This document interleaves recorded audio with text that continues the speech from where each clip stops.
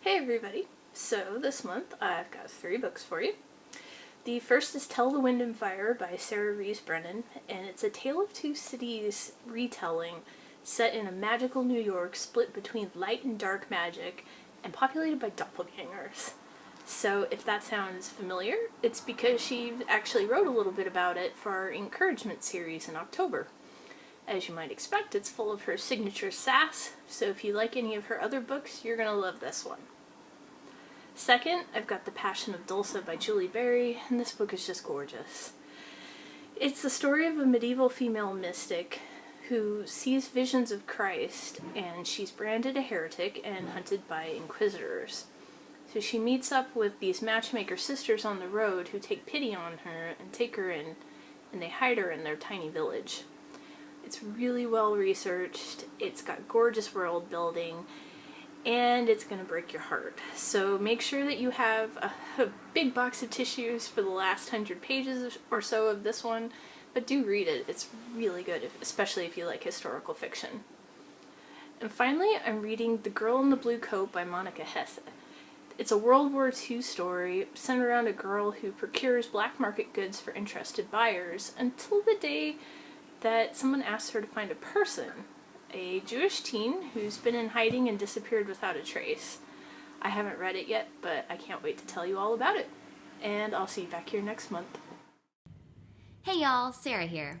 It's April, which means the last Raven Boys book is almost here.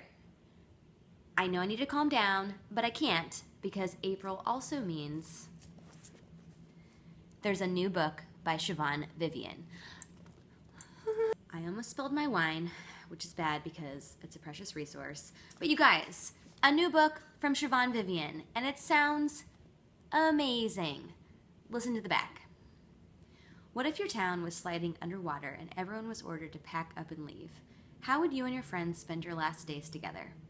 While the adults plan for the future, box up their possessions, and find new places to live, Keely Hewitt and her friends decide to go out with a bang. There are parties in abandoned houses, canoe races down Main Street. The goal is to make the most of every minute they still have together. And for Keely, that means taking one last shot at the boy she's loved forever. How good is this book gonna be? The answer is so good. I'm also reading When We Collided by Emery Lord. I really dig Emery Lord as a writer. She reminds me in some ways of Sarah Desson. She writes great romances that also hit a lot of compelling emotional notes.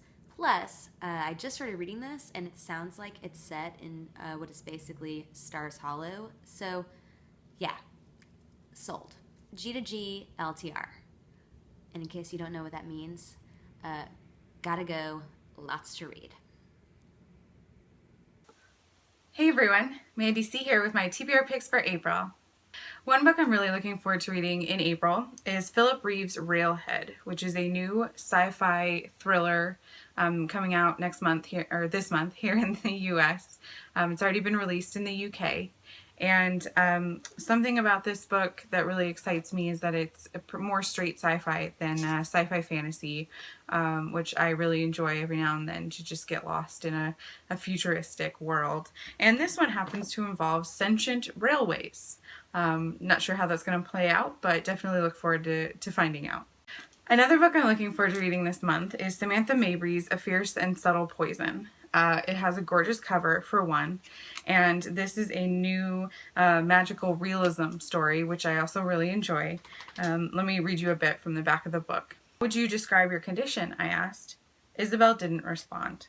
Instead, her eyes landed on a wasp, possibly the same one that had been buzzing around my ear earlier. Isabel turned her chin slightly in its direction. She blew out as if extinguishing a candle flame. For a split second, the wasp hovered in the air. Then it dropped dead to the ground. Another book I'm looking forward to reading this month is Cecilia Ahern's Flawed. Cecilia is the author of novels including P.S. I Love You and Love, Rosie. This is her debut young adult novel. It looks to be a sort of dystopian, post-apocalyptic society novel about a young woman who has it all, a perfect life, until she makes a decision and breaks a rule, that gets her classified as flawed, hence the title. This kind of looks like to be a book in the vein of The Hunger Games and the Matched series, which, yes, tend to get a bit overplayed or have been overplayed in the past, but I always like to give them a chance because you never know when you're going to find the next really big, engrossing dystopian society novel.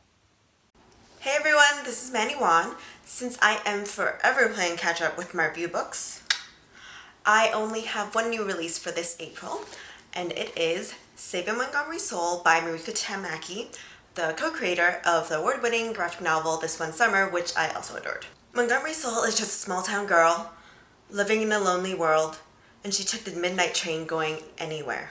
I'm so sorry, there are no trains as far as I know, but Monty does feel out of place in her small town. Fortunately, she has her best friends Thomas and Naoki by her side, and together the three of them form Jefferson High School's Mystery Club, which is dedicated to investigating weird and unexplained phenomena, such as the Eye of the Know, which is a crystal amulet that Monty bought online. Maybe the crystal will help Monty see into the future, or maybe it'll help her stand up to the bullies who make fun of Thomas for being gay, or of her for having two moms. Who knows? But you can find out with me when Saving Montgomery Soul comes out on April 19th.